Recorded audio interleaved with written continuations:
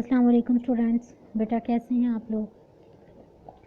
جی بیٹا، آج ہم سیکنڈ حدیث جو ہے یہ شروع کریں گے۔ تو بیٹا حدیث میں نے آپ کو سینڈ کی تھی، اس کی تشریح بھی سینڈ کی تھی۔ تو بیٹا میں آپ لوگوں کو اس کا جو تشریح کروانے کے ساتھ ساتھ میں آپ کو اس کا اضافی مواد جو ہے وہ اس میں سینڈ کروں گی۔ اضافی مواد کا مطلب ہے کہ کسی بھی حدیث کی تشریح کرتے ہوئے اس میں جو آیات یا ترجمہ یا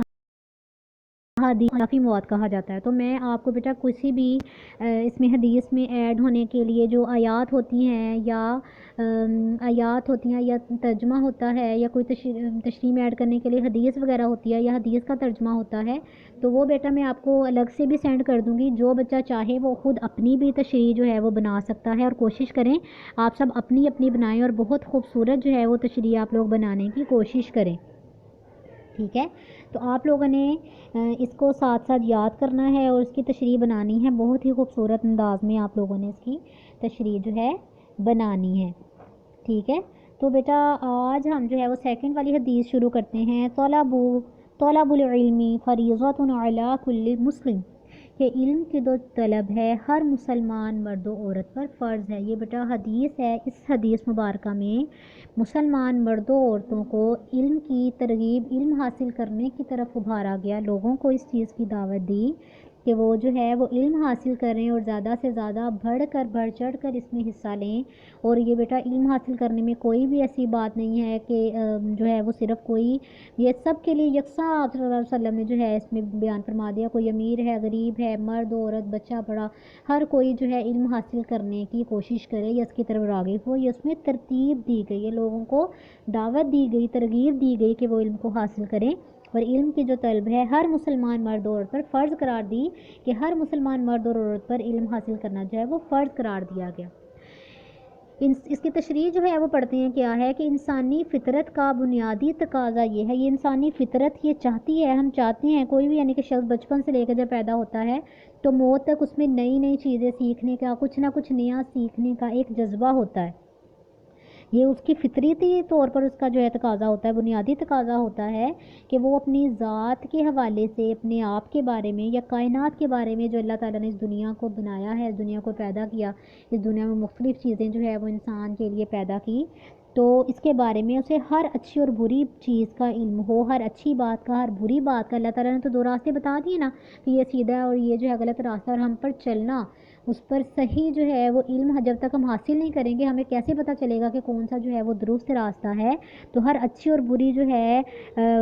کائنات کے بارے میں بات جاننا اور پھر صحیح راستے پر چلنا، یہ انسان کا حق ہے، اس کا بنیادی تقاضا ہے کہ اسے ہر چیز کے بارے میں علم ہو۔ اس کے بغیر نہ تو انسان دنیا میں ترقی کر سکتا ہے اور نہ ہی وہ اپنے خالق و مالک کا قرب حاصل کر سکتا ہے، کہ دنیا میں ترقی حاصل کرنے کے لیے اسے جو ہے وہ علم حاصل کرنا بہت ضروری ہے۔ اور پھر جب وہ علم حاصل کرتا ہے تو پھر ہی بیٹا وہ اسے اچھائی اور برائی کی تمیز کا پتہ چلتا ہے اور برائی سے بچتا ہے، اور پھر وہ اللہ تعالیٰ کی اسے قربت حاصل ہوتی ہے، وہ اللہ تعالیٰ کے نزدیک ہو جاتا ہے۔ جبکہ ہمارے ملک میں لڑکوں کے مقابلے میں لڑکیوں کی جو ہے وہ تعلیم کا تناسب جو ہے وہ نصف ہے، کم ہے، یعنی کہ بیٹا کچھ یہ پسماندگی بھی ہوتی ہے، کچھ لوگ یہ چاہتے ہیں یعنی کہ نہیں اتنا زیادہ پسند کرتے کہ لڑکیوں کی تعلیم پر اتنی توجہ نہیں دیتے، وہ چاہتے ہیں کہ لڑکے جو ہیں وہ زیادہ پڑھیں لڑکیوں کی، حالانکہ ایک لڑکی جب پڑھتی ہے تو اس کی وجہ سے ایک پورا خاندان جو ہے وہ تعلیمی یافتہ ہوتا ہے، وہ آگے پوری نسل کو جو ہے وہ پڑھاتی ہے۔ تو آپ صلی اللہ علیہ وسلم نے اسی لیے اس حدیث میں واضح کر دیا گیا کہ علم جو حاصل کرنا ہے وہ ہر مسلمان مرد اور عورت پر لازمی ہے، لازمی طور پر جو ہے یہ ایسا نہیں ہونا چاہیے کہ صرف لڑکوں کے لیے یہ چیز جو ہے وہ واضح کر دی گئی بلکہ لڑکیوں کے لیے نہیں، یہ تناسب جو ہے وہ برابر ہونا چاہیے۔ لڑکیوں کی جو ہے ان کے مدارس کی تعداد بھی بہت کم ہے، ان کے لڑکوں کی نسبت لڑکیوں کی مدارس کی تعداد بہت کم ہے۔ تو حضور اکرم صلی اللہ علیہ وسلم کے اس ارشاد گرامی پر عمل کرنے کے لیے ضروری ہے کہ ہم لڑکیوں کی تعلیم و تربیت پر بھی پوری توجہ دیں، تاکہ انہیں جو ہے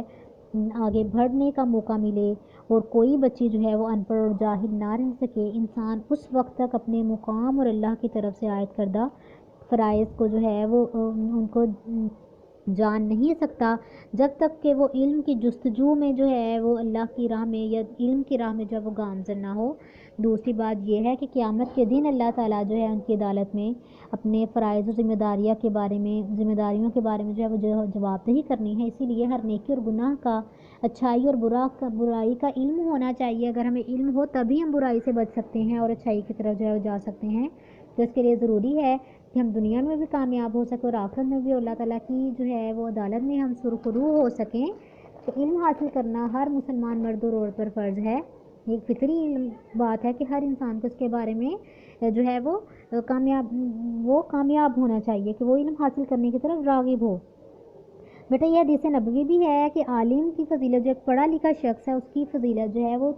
عابد پر، عابد کہتے ہیں عبادت گزار کو، عالم کہتے ہیں پڑھے لکھے شخص کو. تو ایک شخص عبادت کر رہا ہے لیکن اسے پتہ نہیں وہ کیا کیا پڑھ رہا ہے، کیا کیا عبادت کر رہا ہے، اس سے زیادہ فضیلت والا وہ شخص ہے جو کہ ایک عالم ہے، کیونکہ وہ ہر اچھی چیز کے ساتھ عبادت کرے گا، اسے علم ہوگا. تو اسی لیے بیٹا ایک عالم کو ایک عابد پر جو ہے وہ ایسے فضیلت دی گئی جیسے کہ چاند کی فضیلت ستاروں پر ہے. ایک اور حدیث میں بتایا کہ ایک جو فقیہ ہوتا ہے، فقیہ کہتے ہیں فقیہ، جو علم کو جاننے والا ہوتا ہے، بہت پڑھا لکھا شخص ہوتا ہے، ہزاروں عابدوں سے زیادہ بہتر ہے کہ وہ زیادہ عبادت کرنے والے لوگوں سے زیادہ ایک فقیہ شخص جو ہے، جو پڑھا لکھا شخص ہے، وہ بہتر ہے. تو انسانی جب زندگی کا آغاز ہوا حضرت آدم علیہ السلام سے ہی ہوا، تو وہ پہلے انسان اور پہلے پیغمبر تھے. تو اللہ تعالیٰ نے ان کو جو ہے وہ مختلف اشیاء کا علم سکھایا اور فرمایا علم آدم الاسماء کلہا، کہ ہم نے تمام چیزوں کا علم جو ہے وہ آدم کو سکھایا. اور اسی علم کی بدولت انہیں فرشتوں پر برتری جو ہے وہ حاصل ہوئی. حالانکہ فرشتے اللہ تعالیٰ کی کتنی عبادت کرتے ہوں گے، ہر ذرے پر، دنیا کے ہر کونے پر جو ہے فرشتے عبادت کرتے ہیں. تو انسان کے جو بنیادی ضروریات ہیں ان کے پیش نظر حضور اکرم صلی اللہ علیہ وآلہ وسلم نے اس حدیث میں علم کا جو ہے وہ حاصل کرنا ہر مسلمان پر، مرد عورت پر جو ہے لازمی قرار دیا ہے. تو آپ صلی اللہ علیہ وسلم قرآن پاک میں اس سلسلے میں ارشاد ہے کہ کل هل یستوی الذین یعلمون والذین یعلمون، کہ وہ لوگ جو جانتے ہیں اور نہیں جانتے، ان کے علم رکھنے والے اور نا علم رکھنے والے کیا برابر ہو سکتے ہیں. تو ہر مسلمان کو چاہیے کہ وہ زیادہ سے زیادہ جو ہے وہ علم حاصل کرے. اللہ تعالیٰ نے خود بھی جو ہے یہ دعا سکھائی ہے کہ تم یہ دعا مانگا کرو رب زدنی علما، کہ اے رب میرے علم میں اضافہ فرما. تو اللہ تعالیٰ ہمیں جو ہے وہ زیادہ سے زیادہ علم حاصل کرنے کی توفیق دے. بیٹا میں آپ کو اس کا اضافی مواد بھی سینڈ کر دوں گی اور اس کے ساتھ ساتھ آپ لوگوں کو حدیث کی تشریح بھی سینڈ کروں گی. تو آپ لوگوں نے کوشش کرنی ہے کہ خود سے اس کی تشریح بنائیں اور اس کو یاد کریں اور اپنی نیٹ کاپیز پہ آپ نے اس کو لکھنا ہے. اوکے بیٹا، اللہ حافظ.